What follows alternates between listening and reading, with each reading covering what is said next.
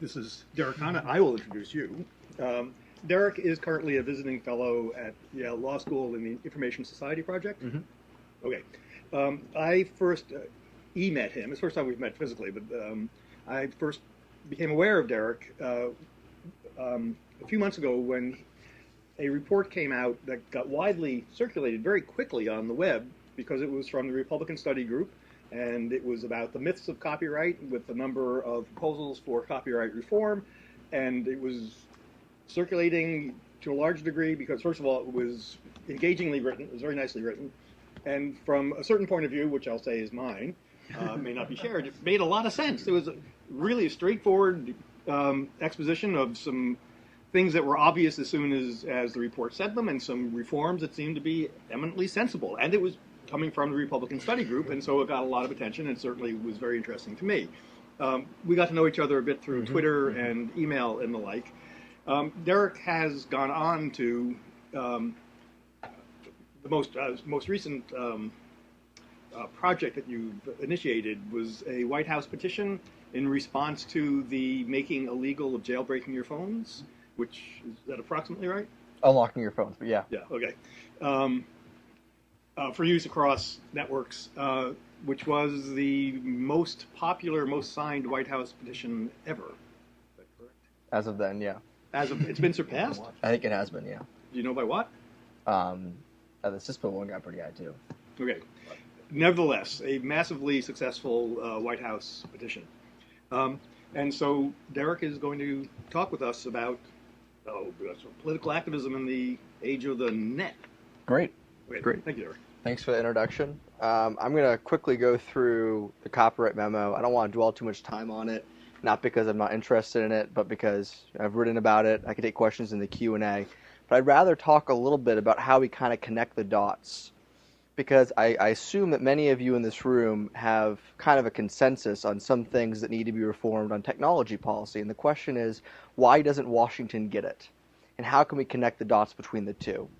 And I like to talk. To point out that I'm not that partisan of a guy. I feel like on technology policy, the dominant divide is between those who get it, which is this room, and those who don't get it. And as liberals or Republicans or conservatives, however you define yourself, we can quibble on some of the details. But I feel like that's kind of an incidental conversation to that broader one of how do we even have the conversation on the topic of what is worthwhile for the economy and innovation? How do we even frame the discussions in that way? What I mean by that is copyright law hasn't really been assessed in at least 15 years since the Digital Millennium Copyright Act in 1998.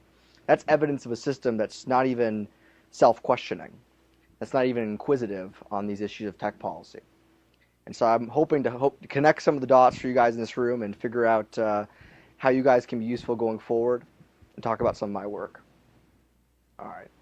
Disruptive innovation, you guys all know that term. This is Harvard, the university that Clay Christensen conned that term. You guys are the first ones, by the way, that I've used a PowerPoint presentation on, so you're kind of the guinea pig. And I'm not so good at it. All right. My backstory, I'm a Massachusetts guy, worked for Governor Romney, worked for Senator Scott Brown's campaign, came up with Senator Scott Brown, went to Washington, D.C., worked for Senator Scott Brown during SOPA, and then went over to the House Republican Study Committee. Now, as far as my conversation today, I'm trying to loosely frame it around three key rules that I see as key rules for activism in the technology realm. Number one, being right is just part of the battle. So we can all agree in this room that the right way to proceed on copyright is X, but being right is not inherently enough to win the political battle. Number two, it's less important what you say, it's more important how you say it, and it's most important who says it. And number three, which is kind of related, is the framing of the issue is everything.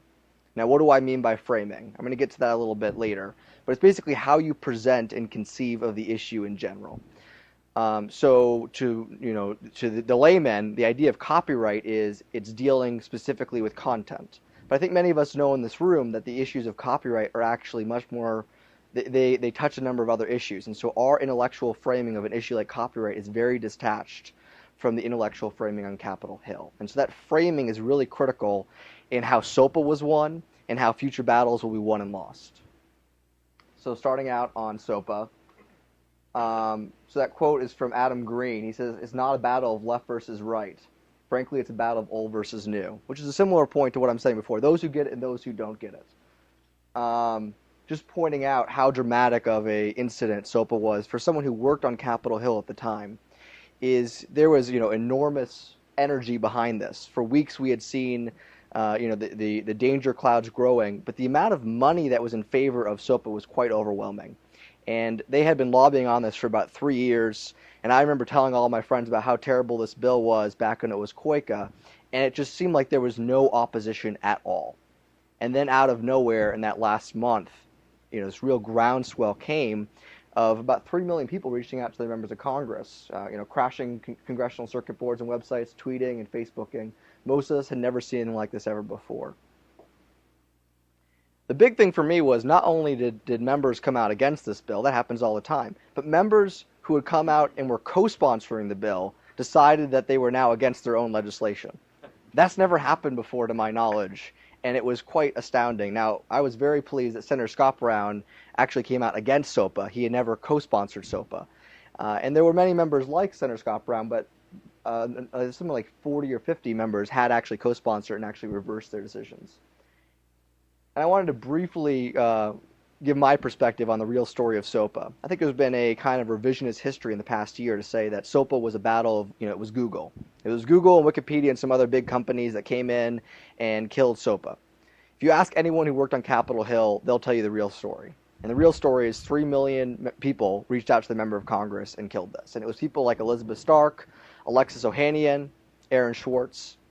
And it was other people who were on the ground in Washington, D.C. who understood the process a little bit better, but didn't have the technology credentials and helped connect the dots between the two. And that's really what helped, change this movement. I think that this revisionist story is a worthwhile one, both for Google, but also for the Chamber of Commerce, RAA, and MPAA. They don't want to admit that they lost to average people. It's much better for them to say, we lost to Google. I think that will help you keep your job.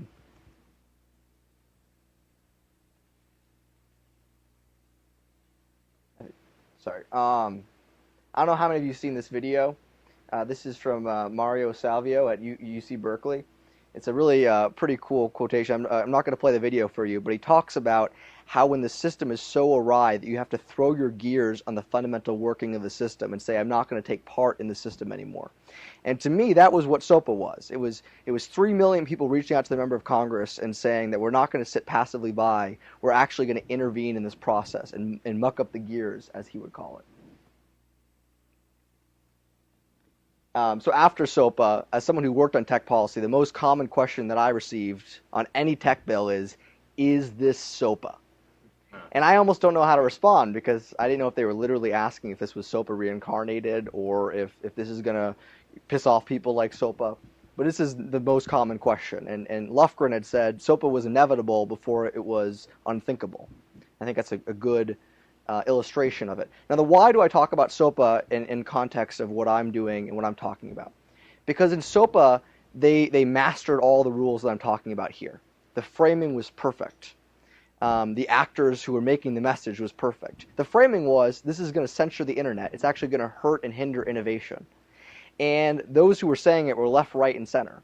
It was venture capitalists like Brad Burnham who was saying, I don't invest in companies that deal with copyright laws because of these crazy copyright laws, and this is going to hurt innovation. And it was guys like Alexis Ohanian who was saying, my website, Reddit, won't be able to function anymore in this world. Or Ben Huss saying, cheeseburgers won't be able to function in this world. And so it was this really united movement that had kind of the talking points of the left and the right. And now linking to my memo. So that's me, my boss, Jim Jordan. So I was always interested in tech policy and copyright law in particular. And so we reached out to all of our members of Congress trying to figure out who wanted to work on copyright law. No one responded. I was told to write a report on copyright law. And the way I started was this fundamental reframing of the issue, what became the 3 myths. So on copyright, this is the dominant frame today on Capitol Hill and in Washington, D.C. And this is the result of 15-year plus of RAA, MPAA lobbying. Basically, piracy's bad, costs American jobs, copyright's good. What I call copyright plus is even better.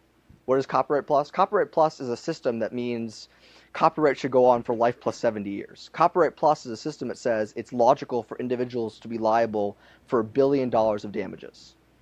That's Copyright Plus. That's something far removed from what is traditionally defined as copyright. And that only exists in a world where you're so scared of American jobs being lost to piracy. So my first goal was, how can I change this narrative? How can I talk about copyright reform without dealing with some of the issues of piracy, without discounting their arguments on the impact on American jobs? And we can have an intellectual conversation in this room about the real impact on piracy, but that's not really the conversation on Capitol Hill.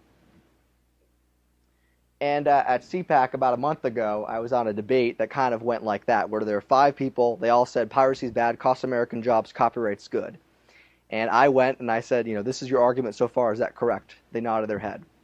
And what I said to them, which may not work in this room, but it works in a conservative audience, is, who in this room thinks that terrorism is bad? Everyone raises their hand. Who in this room thinks the TSA is the only way to protect us on an airplane? No one raised their hand. And then I posited the question, can we have a system that deals with piracy and protects content holders that isn't so crazy as to make 23 million Americans felons for unlocking and jailbreaking their iPhones? Can we do that? And the answer is yes. There's nothing about, dealing with piracy or protecting copyright holders that requires these asinine systems. And that's the logic train that I'm trying to parrot. So these are the 3 myths I pointed out. I'm not going to spend too much time on it, but basically talking about the main purpose of copyright, that it's not free market, that it doesn't lead to the most innovation and productivity. I call it a Goldilocks-like predicament. Just one point in this slide, hashtag what would the Founding Fathers do? I just came up with that. So this is the original copyright law of our Founding Fathers. Also, for that matter, there was the system under Great Britain, the Statute of Anne. And this is the current copyright law today, life of the author plus 70 years. So you can see there's a pretty significant disattach there. And I think that the liberal response to this is that doesn't seem fair. That's hurting the consumer. I think the Republican conservative response to this is, wait, the above is what the Founding Fathers wanted, and that's kind of consistent with the Constitution, and the bottom is wildly divergent from what the Constitution actually says. I think it's important to try to frame these issues in both left and right polarity. And these are the policy solutions I talked about. I could talk about these in the Q&A, but I don't think it's that radical here. And after the memo came out, we got overwhelming support from conservative groups on the right. American Conservative Union's up there. You may not know about it, but they're the ones who put on CPAC. They represent every conservative organization in Washington, D.C. They came out, put it on the front page, and endorsed it. And so we were actually very surprised by the amount of support that we got from conservative circles. So why did I take on copyright? I think we need creative destruction of failed ideas. I think this leads to more innovation. Did we skip a... Oh, there, this is an important one. So the memo was officially written, officially approved. It went through all the normal processes, and we expected it to be very controversial, but we thought it was an important thing to put out nonetheless. And the point of the memo, again, was to try to reframe the debate, because none of those things were dealing with the issues of piracy. They were saying that we can have a different, more rational system that protects copyright. All right, so memo comes out. Memo gets pulled in 24 hours. 2 weeks later, I'm told that I'm out of a job. So January 6th was my last day at work. And my question was, what can I do from here going forward to kind of connect the dots? To learn from what people on the outside did during SOPA and what I knew on the inside through the copyright memo and try to leverage it going forward. Because it's one thing when you're on the inside to go for the big play. But I believe that when you're on the outside, we need to go for the small strategic battles. So I wrote about it in Boing Boing. I said SOPA was impressive, but stopping legislation is one thing. Actually putting new legislation on the table and actually utilizing the mechanisms that are designed for failure, that's another level of expertise. And that requires you to learn the rules of Washington, D.C. While those in this room and across the country and the tech community may not want to be playing by the exact same parameters, you have to understand how D.C. operates and then attempt to hack that process. So understand how it works. We don't have to do the exact same thing that the content industry does, but just understand how they work. And a key case in point is, a few weeks ago, the head of the Copyright Office testified in the Judiciary Committee. actually endorsed many of the reforms that I talked about, things like lowering the length of copyright, calling for a great new copyright act, updating copyright for the digital generation. Before she testified, the day before, the content industry published an editorial and roll call, again making this argument. Copyright has led to this massive innovation in the United States. It's one of the great U.S. exports. Why would we want to tamper with it and change it? That's not being done by the other side. There was one editorial and roll call. There was no countering editorial and roll call, and that's because the RAA and the MPA are there on the ground. They know how to utilize the process. They know that roll call is read by every member of Congress and their staff. And we need to have that level of expertise in understanding the internal workings of Congress if we want to fix Congress. So this is what I talked about in my Boing Boing piece, and I gave a whole bunch of pointers on how to reform technology law in general. Number one, don't wait for the next SOPA. SOPA's not coming back. It's not. They learned their lesson. And what is that lesson? That it was a big overplay of their hand, and that there are much smarter and more insidious ways to accomplish their goals. What do I mean by that? Okay, so one of the worst provisions of SOPA was taking down these rogue websites. Specifically taking it down for American citizens, but taking down these rogue websites. They've been able to do most of that through ICE, Immigration Custom Enforcement, as some of you in this room obviously know. Hundreds of websites, even Mega Upload was taken down the week after SOPA. The other part of SOPA that was pretty significant was payment processing, getting MasterCard and Visa to shut off funding for Pirate Bay. They were able to accomplish that without legislation. And the third part is getting Google and other websites to take down links to torrents and other pirating, infringing content. They were also able to accomplish that.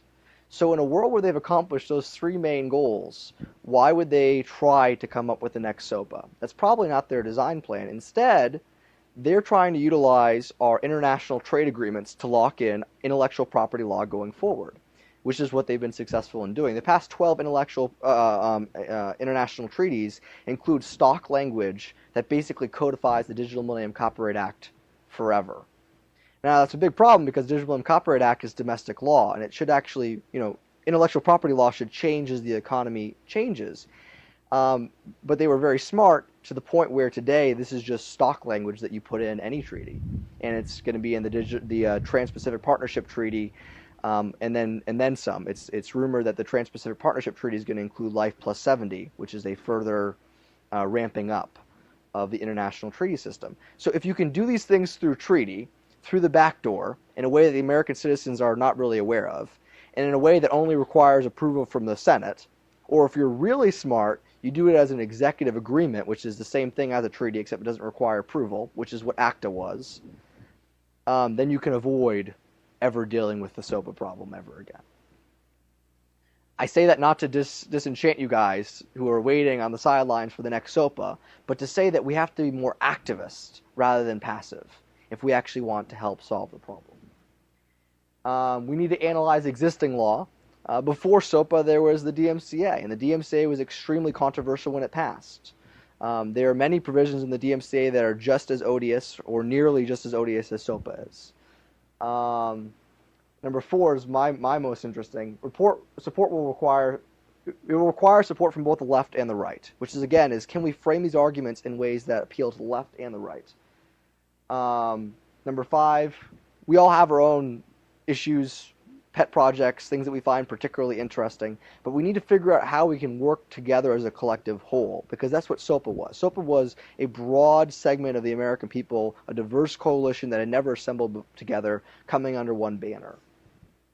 And number 6 is my favorite, kind of the Sun Tzu thing, is you have to focus upon asymmetrical warfare. Where are you strong and they are weak? Where have they overplayed their hand? So SOPA was a key one where they overplayed their hand. But are there other examples of U.S. law that have had such an incredible, a crazy impact that it makes your argument much more easy? So what I mean by that is if you want to take on wholesale copyright law, that's not asymmetric warfare. There's a strong argument on the other side. Copyright law has created all this content, all this innovation. Why would you tamper with it? But what I wanted to find was the asymmetric war, the asymmetric battles that didn't have a very strong counter argument. I don't know if you've seen the ad from Apple. You should watch it. It's pretty good. Basically, he says, we are the pirates. We need to think different. We are the innovators. It ends with the people who are crazy enough to think they can change the world are the ones that do. So overall, my thesis is, and I don't mean to say this to be disrespectful, but we lack the institutional capacity to quickly intervene in the political process in the way that the content industry does. We need to be smarter and more tactical. Big battles require ramping up and reframing the issue, require a solid coalition going into them, and frankly, they require winning small battles first. The content industry did not start with the Sonny Bono Act, which was the fundamental reshaping of copyright law. They started with smaller, incidental battles going forward. And you can see that in a variety of movement politics. I'm not an expert in movement politics, but you can see that in women's rights. You can see that in rights for minorities, for the gay community. Every movement politics across this country has started small and worked their way up. And that's, if I could impress one thing upon you guys, it's that we should start with the small battles and work our way up, rather than looking for the big kahuna. Small, highly strategic affirmative victories. These are the things that it will do. The coalition's important. The dialogue and framing is important. Number 3 and number 4 are also critical. Number 3 is kind of more of don't rub the conservatives the wrong way. You don't want to be perceived as fighting the man. That companies are evil. They're stealing all of our profits. That's a very counterproductive message when one party basically perceives itself as the party of business. So how are you ever going to win over a party that sees themselves as the party of business? And intellectually, many of you in this room may say, well, why would we want to win them over? It's because you have to get 51% of Congress. So we're going to have to figure out a narrative that deals with the man argument. And number 4, create a David versus Goliath narrative, which is important because if you want to create a sustained movement and campaign, you need to get media attention. And the media likes the narrative of the David versus Goliath story more than any other, in at least my experience. You don't want to talk about piracy. You want to run away from piracy, at least for now. And the DMCA may need to be completely replaced, but those are non-stars on Capitol Hill. So right now there's a movement underfoot basically saying that we should completely get rid of the DMCA. Well, that's an interesting intellectual conversation. But what you're doing, if you're being tactical about implementing that on Capitol Hill, is saying, I want to go to war with the RA, MPA, Chamber of Commerce, but also every tech company. I also want to go to war with Facebook and with Google and with Twitter. And I want to go to war with Hattery that represents small, innovative companies. So who do you have on your side in that type of a battle? That's not necessarily the smartest way to proceed, is going against some of the better actors in the tech industry. So my first campaign was on the issue of cell phone unlocking. So I don't know how familiar you guys are on this. I can speed up or slow down depending on your level of expertise. I assume many of you in this room actually understand this issue even better than I do. But cell phone unlocking is, broadly speaking, where you change the settings on your phone, usually through an unlocking code, to allow your phone to be used on another carrier. So you travel abroad, you can buy a SIM card when you get off the aircraft and use your phone over there, or if you have a phone in the United States, you can use it to switch carriers. So if you analyze the U.S. market versus international markets, you'll realize that we pay about 400 to 800% more than other countries for slower speeds than other countries. And I would argue that the locking technology is one of the main reasons for that disparity, is because it's difficult to have a thriving competitive market where you have these monopolies, sorry, not monopolies, isn't exactly the right word, these contractual walled gardens of iPhone and other carriers. And so unlocking is one of the few technologies that allowed for customers to compete. A similar technology before was keeping your phone number, which none of the phone companies wanted customers to be able to do, and it required a legislation from Congress to say customers should be able to keep their phone numbers from one carrier to the other. So I took on this issue because AT&T and Verizon petitioned the Library of Congress to make this technology illegal. Effectively, what actually happened was the Digital Millennium Copyright Act always made unlocking and jailbreaking illegal. The librarian was giving exceptions. the librarian decided to not give an exception because they were asked by the big wireless companies that also incidentally spend $32 million a year lobbying, and this is one of their top reported issues. And AT&T and Verizon, of course, don't want unlocking because customers are able to switch to other carriers. Less so with Verizon. So my first article in The Atlantic, I thought the above was a little bit funny. I'm pro-choice with regard to my smartphone. I hope my congressman is as well. That actually was too controversial. They got rid of that line. That was censored by The Atlantic. So the other things I point out in the article is technology for the blind also has to get approval every 3 years. Can you imagine a more onerous regulation than one that requires the Association for the Blind to petition every 3 years? It doesn't make any sense.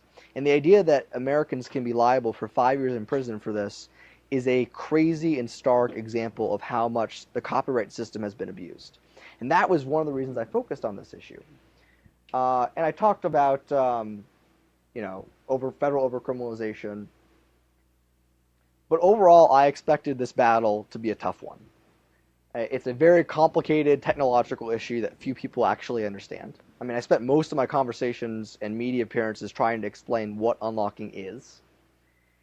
And it's a very complicated legal issue. In fact, I was the first one to demonstrate legally that this made you liable for 5 years in prison.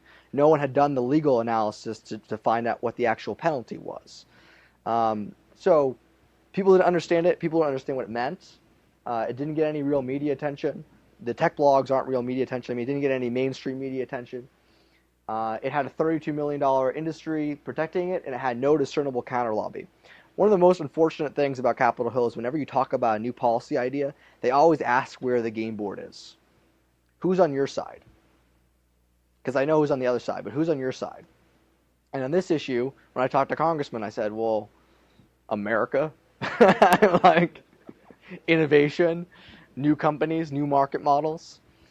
That's a real problem in Capitol Hill. We don't have a lobby group for the future. We don't have anyone articulating what industry, what market models could be. And so it's kind of a hypothetical argument. Well, if we allowed for unlocking, then we may have these SIM cards that people could buy. But as the campaign went further, the examples became more stark and more obvious on the innovations that we were actually inhibiting. So one of my favorite examples is this company called Republic Wireless. I don't know if any of you are familiar with them. They're probably a board member, right? Oh, a huge fan. So what they do is they do a $19 all-you-can-eat, unlimited data, unlimited voice, unlimited text plan. The catch is, if you're in a Wi-Fi zone, it automatically jumps on Wi-Fi. If you're not in a Wi-Fi zone, it goes on Sprint. It's not that complicated. Makes a lot of sense, particularly when we have a big spectrum crunch in this country, and you're able to offload all that data chunk. Unfortunately, that requires essentially a specialized version of the operating system. So if you have another phone, you're going to have to root the phone or jailbreak the phone on an iPhone. They only have a relationship with one carrier, with one handset. And frankly, it's kind of a crummy phone. So realistically, their biggest impediment to growth today is customers being able to take over good phones, unlock those phones to Republic Wireless, and use it with Republic Wireless. And in a world where phones are quickly becoming commodities, and we can disagree on that, but broadly speaking, I think that phones are becoming commodities. You can imagine a world where your 2-year-old phone is essentially as good as your current phone, and you would like to port it over. Or porting it over is something that's suboptimal but worthwhile because of the savings overall. The other issue is there was no partisan advantage for either party, and it was the result of an unelected bureaucrat from the legislative branch that also no one understood. But we succeeded in a White House petition that got to 114,000 signatures, making cell phone unlocking legal. And it was able to do this partially because of the coalition that had already assembled for SOPA. And it was able to do this because everyone had a cell phone. They quickly understood that this affected them personally, even if it didn't really affect them personally. But they just had an experience with the technology underneath. And it was able to grow because it had arguments on the left and arguments on the right. The argument on the left is, again, primarily one of fairness. Customers should be able to do what they want with their own device. The argument on the right, their own device, also cell phone companies are kind of evil. On the right was, if you bought the phone, it's your property, and if it's your property, then you should do whatever you want with it. Very similar arguments, but it's almost like how you parse the language and how you talk about the issue. Fairness versus property rights. That's not that entirely accurate, but that's a broad a broad sample on kind of the discussion. And my kind of added value was trying to pitch this as an issue of innovation, which I think is a cross-partisan issue. If you talk about things in the realm of new competition, new market models, and innovation overall, I think you can win over a whole new crop of people. So after we got the petition to 114,000 signatures, first the FCC announced an investigation. That was pretty cool.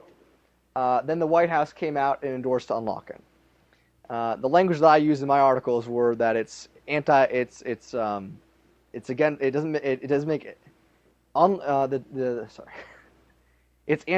sense is the term I use in The Atlantic. They actually quoted my term anti-common sense, which I thought was kind of funny. But basically, the White House came out and said customers should be able to unlock their phones, and this is an important part of a competitive and thriving market. And the interesting thing was, before the White House did this, I had been reaching out to members of Congress since early January when the ruling went into effect and said, get in front of this issue. Make this your issue, because you're going to have lots of people who support you, but don't wait for the White House to act. I particularly made this argument to the right, because I worry that after Obama endorsed it, they would not want to touch it. And what we had Representative DeFazio, who tweeted in favor of it. We had Tea Party Nation, which tweeted in favor of it. Came out in favor of it, emailed all the Tea Party groups. We had the National College Republicans, Young Americans for Liberty, EFF, Public Knowledge, and Vint Cerf, just to name a few. And I'm pretty sure that coalition has never existed before on any issue. And that was the power of this issue, because each of them had their own social circles. The people that the National College Republicans were talking to and sending it to college Republican chapters across the country were not the same people that EFF was talking to out in California. And I was wrong. 3 hours after the White House endorsed, Congressman Jason Chaffetz from Utah, one of the most conservative members of Congress, he tweeted in favor of unlocking. And I did hear from some members of Congress saying, oh, Obama endorsed it, F that. But for the most part, the response on the right was Chaffetz's response. We got a number of bills introduced in Congress, both on the Senate side and on the House side. This is not an overwhelming success. There were failures along the way. There were things to be learned from. Most importantly, we had the institutional capacity to get the White House petition to 114,000 signatures. But we lost all the data along the way. We don't know who those 114,000 people are. We had no ability to communicate with them. And as a result, after that petition hit the number and after the bills are introduced, we have no ability to mobilize those people and say, this bill's good, these other 5 bills are terrible. We have no ability to really utilize the processes of Capitol Hill in order to ensure the right result now that we have something on the table. Those are things that need to be learned going forward, because simply getting people activated in the first part is really step one. But I still think it's pretty good. So why was it so successful? We boiled the issue down to simple terms. It was a very complicated issue, but we made it simple. In SOPA, it was also made very simple. In fact, it was perhaps even oversimplified in SOPA. But in SOPA, the issue was SOPA equals censorship. SOPA means that your websites that you currently go to, you won't be able to go to. SOPA hurts innovation. Those are the type of arguments that came out during SOPA. And I'm sure you guys in this room can think of a few handful others. But those are very simple terms rather than kind of the abstract intricacies of the DNS system and the IP system that I had to deal with working on Capitol Hill. Number 2, we leveraged social media, just like in SOPA. Oh, we weren't as good as in SOPA. We had one video on unlocking, and that video was the #1 video produced by Reason TV for the year. We would have liked to have had more video content. We didn't have that capacity. But it shows that video is much more engaging than other forms of media. We had a diverse coalition. We eventually gained mainstream credibility. We were emailing reporters left and right, and no one cared about the story. And we couldn't get anyone's attention.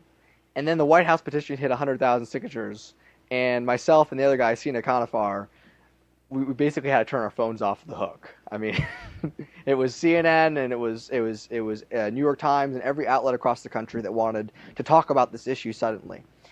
We were able to get it on that mainstream level, but that was because of the White House's response. It was because of the petition and the White House's response. We created a media spectacle. Number 6 is also important. We had this measurable demonstration of support, which was that White House petition, which is more than just a lot of letters to Congress. We actually had something tangible. Kept Congress in the loop and avoided the issue of piracy, talked about competition, innovation, property rights. So I actually presented this at a conservative organization, and I got called a Marxist. They said, oh, you're just against contracts, and this is about subsidized phones. And I went on Fox Business, and they said the exact same thing to me. Basically, they didn't use the word Marxist. But they said, you're just against contracts. And so that was an issue that we had to wade carefully in on this issue, was that we aren't against contract law. Whenever you take up a campaign, you have to know where your third rails are. On this issue, we knew our third rails was subsidized phones and contract law. And our response was that that's between you and your carrier, but the federal government should not be arresting people for violating their contracts. You're not arrested for violating your contract on your lease or on your mortgage. We deal with those through civil penalties and through contract law. I mention that because these are issues that you're going to encounter going forward on CISPA or on CFAA reform or any of these other issues. You have to know where your third rails are and how to navigate them properly. These are other reasons why it was successful. It's very unfair. We dealt with the contract law argument through math and logic. Talked about innovation. Now, this is kind of the why. Why did I talk about this issue? It was more than just that it affected 23 million Americans. I approached this issue because I thought it was a small, winnable battle that would make Congress for the first time question the Digital Millennium Copyright Act. If we get a hearing out of this issue before they pass the bill, that's a win, because in that hearing they're going to bring in some of the experts to talk about the Digital Millennium Copyright Act. To most members of Congress, this is the first time that they were aware that by default we have a law that effectively bans new technologies. It's a pretty crazy statute that we've developed. And members of Congress were so unaware that this is what it took to put that on their radar, is thousands of their constituents writing to them about this issue. And now they're aware of the accessibility technology for the blind, of the jailbreaking issue. Some of them are aware of the issues relating to cryptography research. Number 4, the biggest impediment to fixing this problem is international treaties, which again is the backdoor of the content industry. And I wanted this issue to put that front and center, because I knew that conservatives in particular, who are naturally skeptical of international law and treaties, once they learn more about this issue, would start to question the TPP treaty, want to have oversight hearings of the TPP treaty, saying we've already locked ourselves in these intellectual property laws going forward. What are we locking ourselves in with this new treaty? And the last one's also important, is we figured out what groups want to move forward with positive activism rather than just responding to the next SOPA. So this was the reason why I took on this issue overall. Just a little bit more about why it's important. This is kind of my point from the Atlantic article that summed up my entire argument for the campaign, that a free society shouldn't have to petition the government every 3 years to allow access to technology that are ordinary and commonplace. This is actually a similar doctrine to freedom of speech, which is that you can't ban someone's freedom of speech unless you have a overwhelming and compelling governmental interest. I think we should have a similar standard in this country for what technologies we ban. And we can have an intellectual discussion about the government not being able to ban any technologies.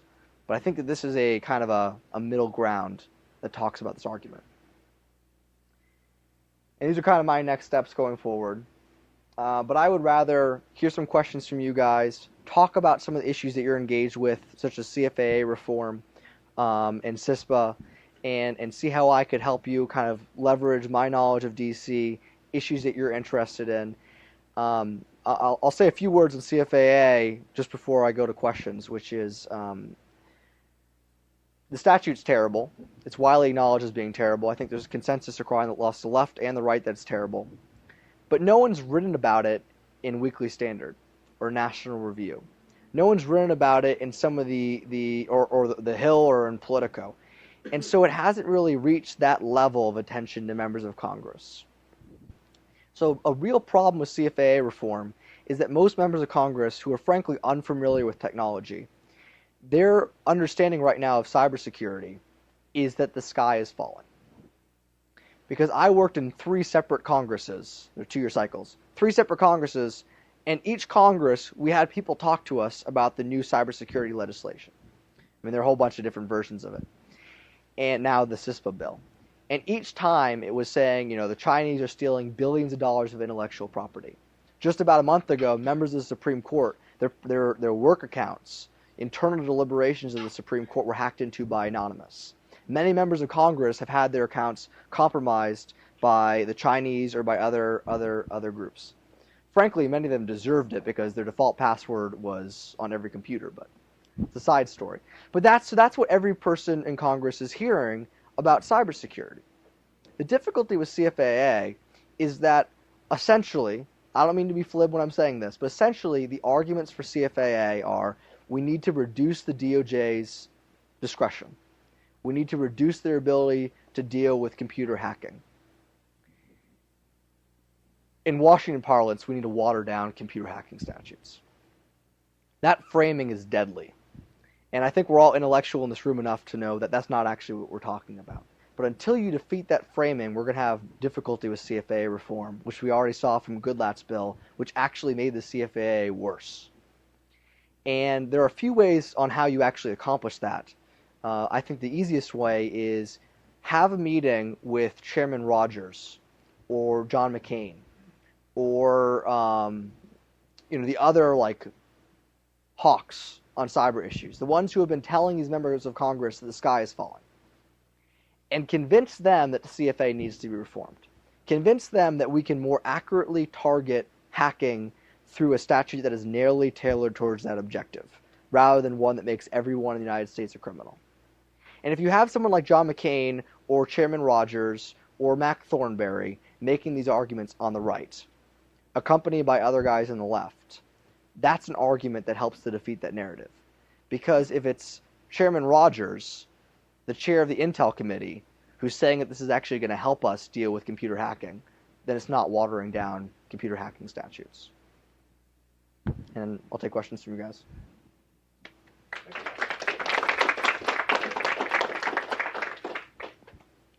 I wanted to explore to what extent trying to fracture the opposition is a valid strategy. I mean, MPAA and RIA would like to make everybody think they represent the entire content creation industry in the U.S., but I'm sure they don't. There's plenty of people who are content creators who agree with you and not with them. Same with cell phone companies. I mean, Verizon, AT&T may want to prohibit unlocking, but I bet every second and third tier cell carrier below them is in favor of it. So to what extent can you drive a wedge into the opposition? That's exactly right. When you find those actors, put it in your back pocket. I was at the Consumer Electronics Show. I was on the stage with Hank with Public Enemy, and he was right next to me talking about my arguments as being pro-artist. I can say all day that my position's pro-artist. Having an actual artist say that these positions are pro-artist is much better than me saying it. You're absolutely right. The RA's policies do not foster new innovation in the music industry or in the movie industry. They do not actually help their own clients because they're in favor of their biggest clients over their new clients.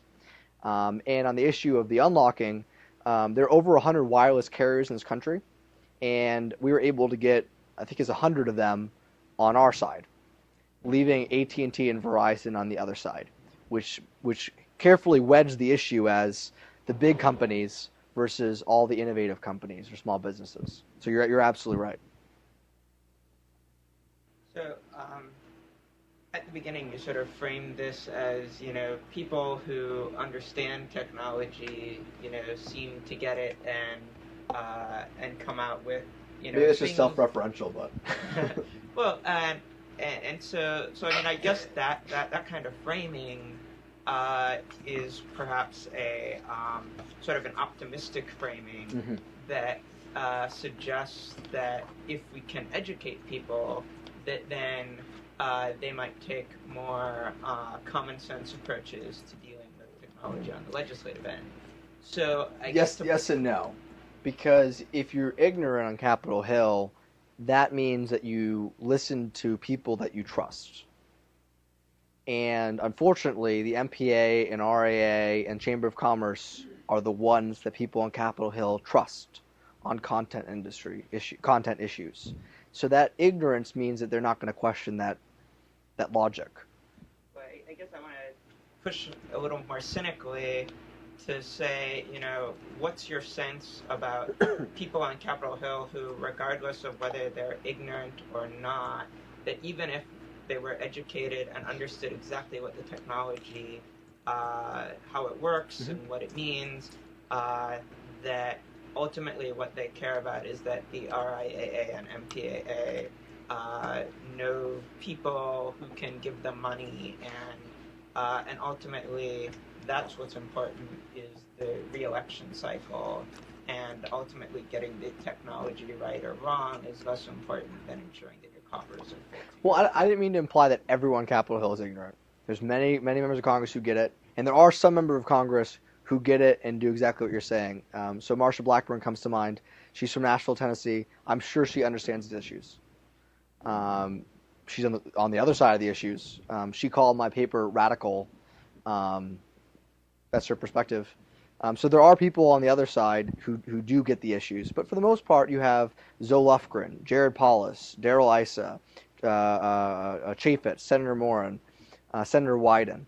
Those are kind of the guys who understand tech policy in the collective, both left and right, Senate and House. And they all kind of agree on many of the issues at hand. So I think that there is some issues as far as that coffers argument goes, and campaign funding, but that doesn't explain why on the right Republicans support these policies, because the MPAA, RAA, Hollywood is very, very left-leaning. So if it's what you're saying, then why are Republicans against it? So I think the story is a little bit more complicated. I don't know enough about left politics that may explain why some Democrats are the way they are. I just know from my perspective it doesn't explain why Republicans are the way they are. That's the last I've heard. I've been working with their office, talking with their office, and last I've heard is they're planning on introducing a bill.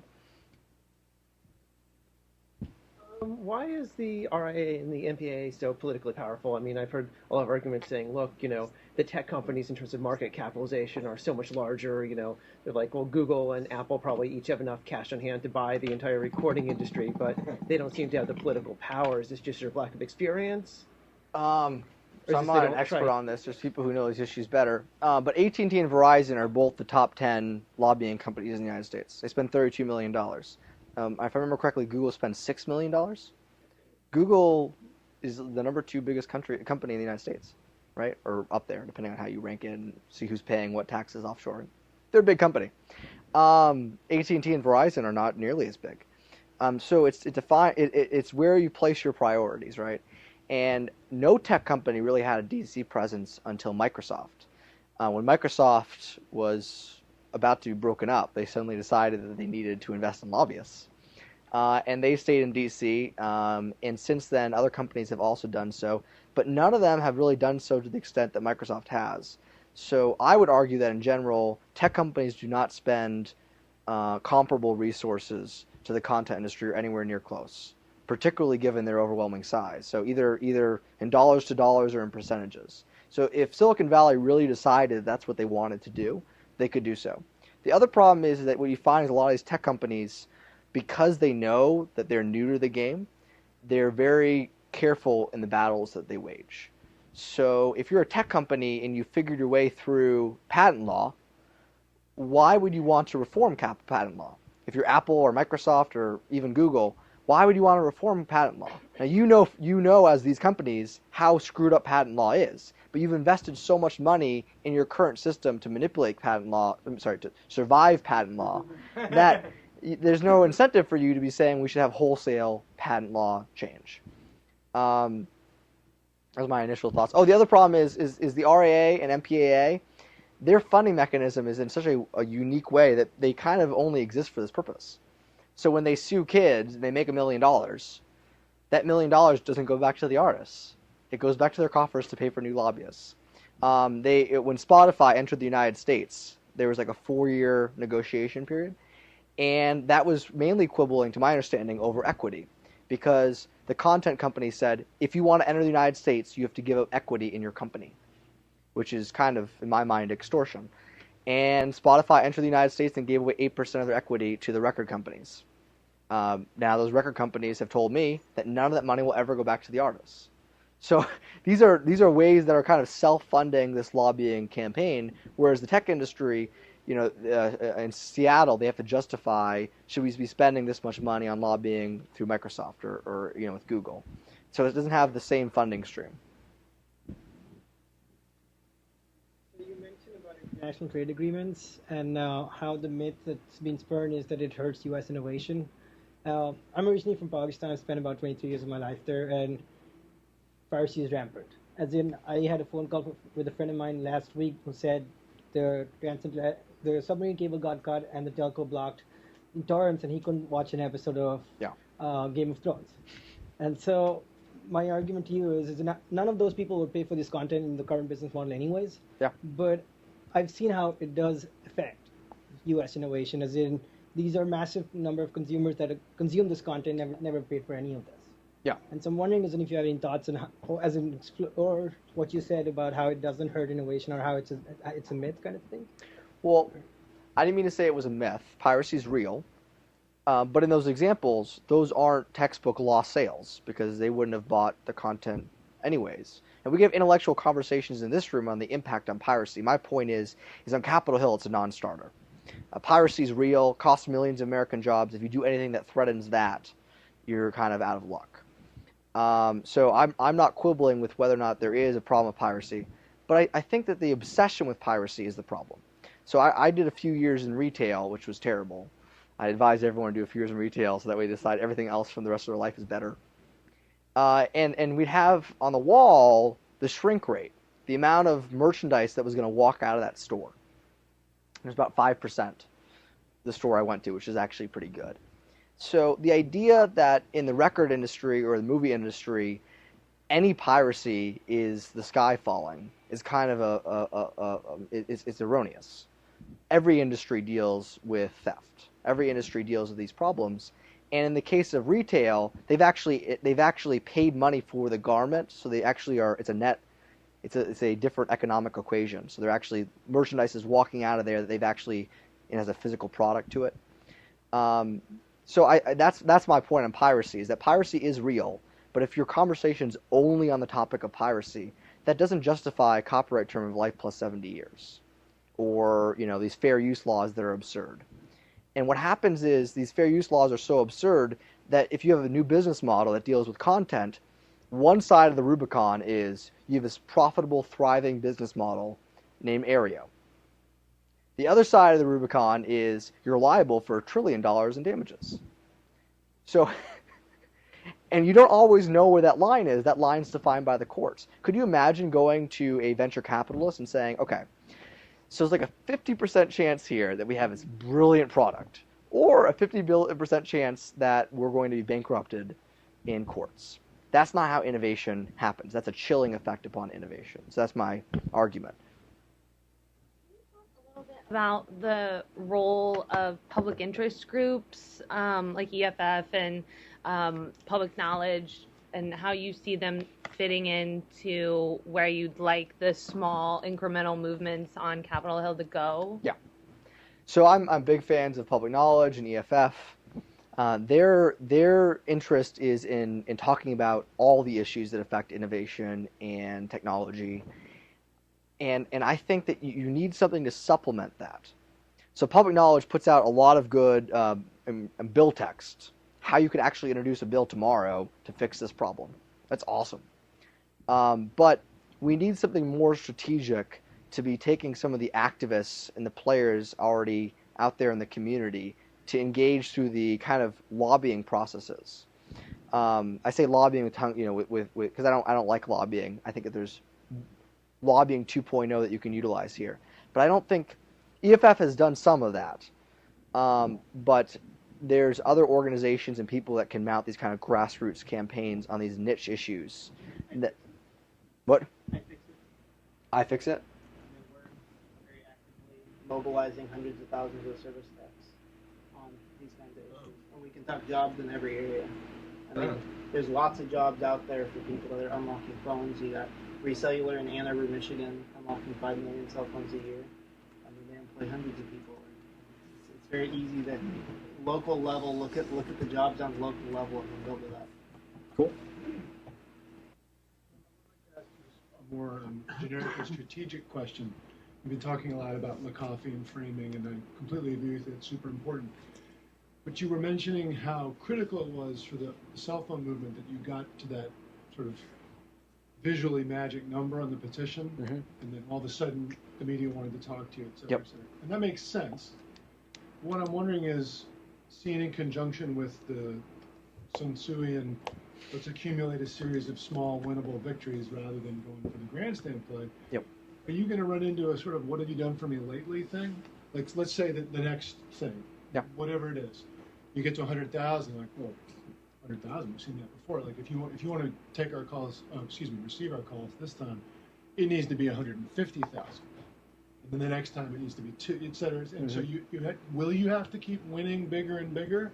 Or can you exist at this level for a while, subtly building support? I think you can exist at this level for a while, although there were some other petitions that happened after us, such as on CISPA. But you have to be very strategic. So on the accessibility stuff, if we mount a campaign like this on accessibility, there are natural allies to utilize in that battle.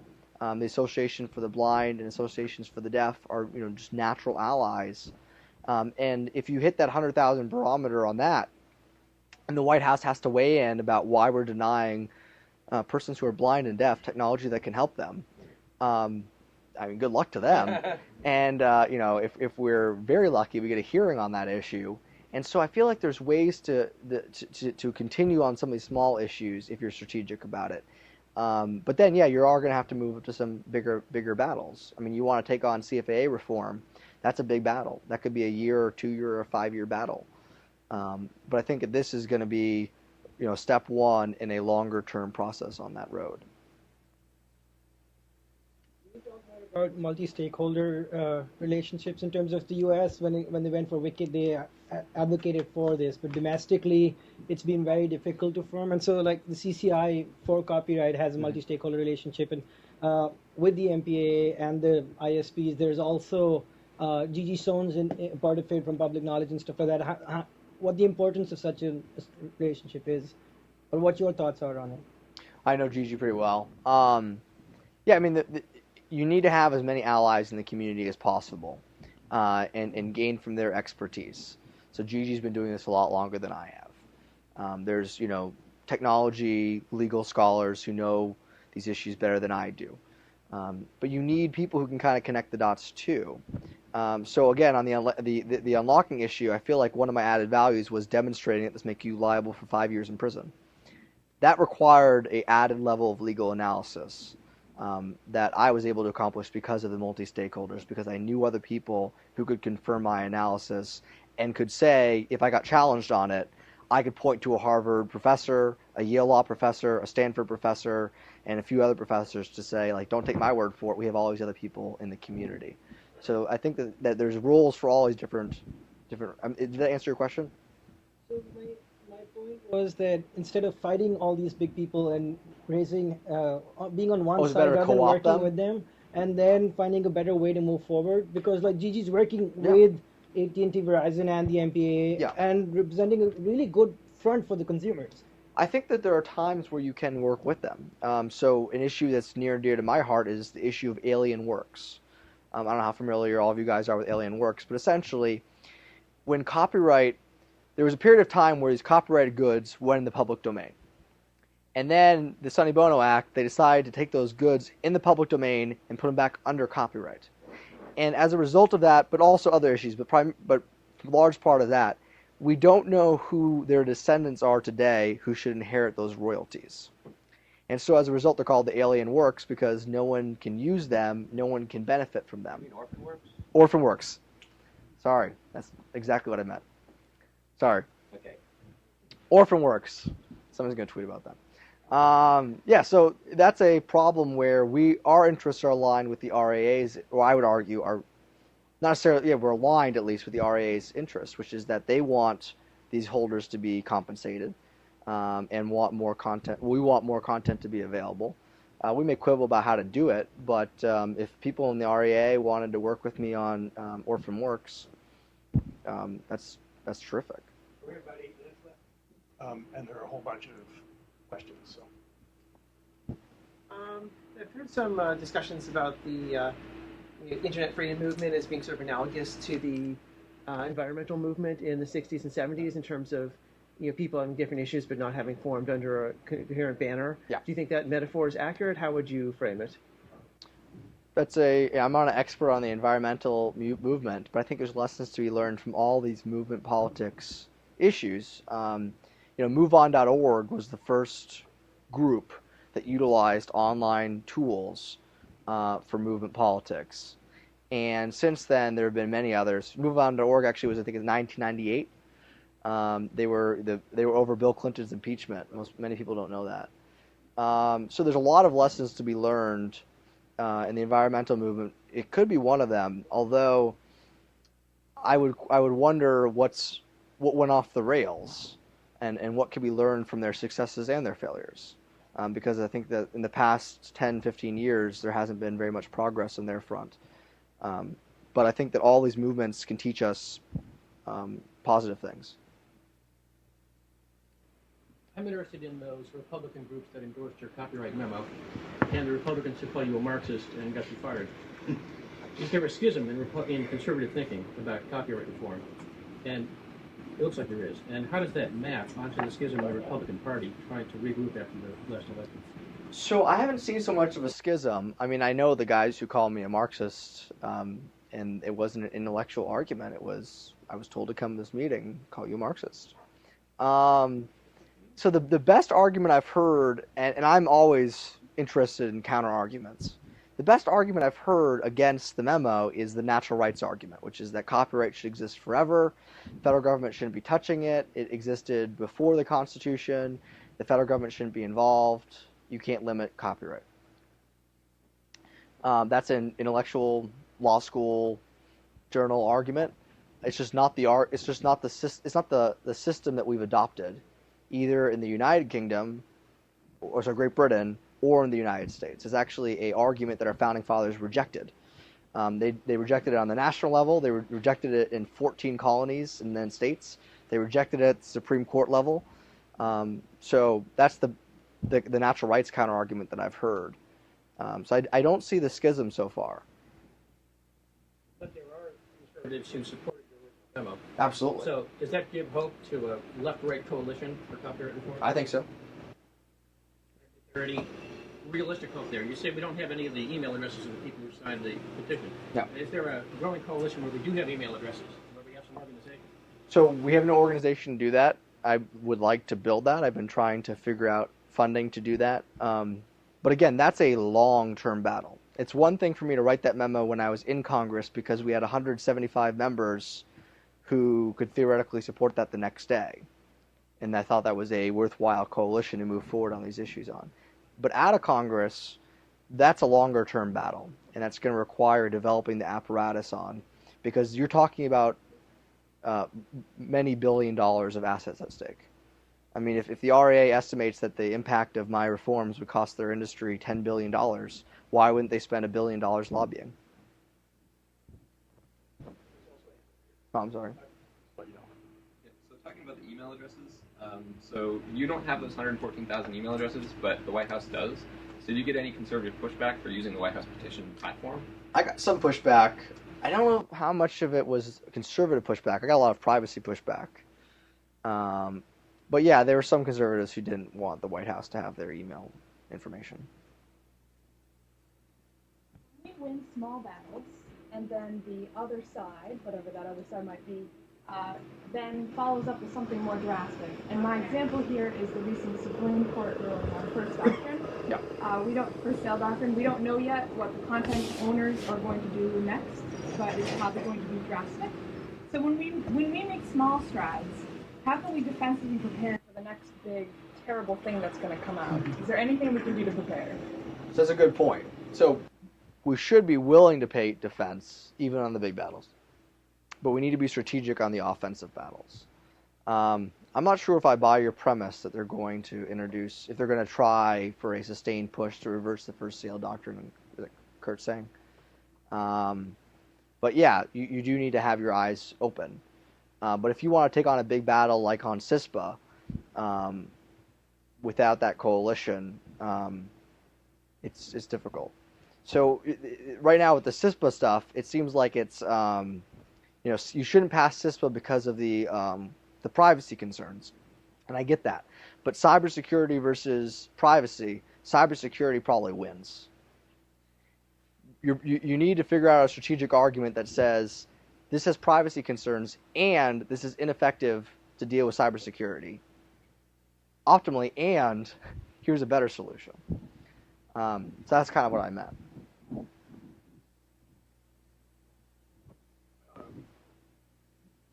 What would you have us do in the short term?